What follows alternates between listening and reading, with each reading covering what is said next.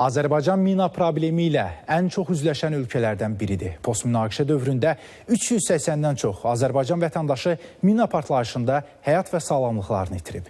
Ümumilikdə Azərbaycanda 4000-ə yaxın mina qurbanı var.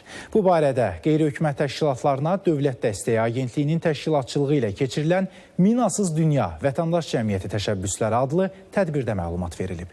4 aprel Beynəlxalq Mina Xəbərdarlığı və Mina Təmizləmə Fəaliyyətinə Yardım Gününə həsr olunan tədbirdə bildirilib ki, qeyri-hökumət təşkilatlarına Dövlət Dəstəyi Agentliyi tərəfindən 2021-2024-cü illərdə 24 layihəyə 355.500 manat maliyyə dəstəyi ayrılıb.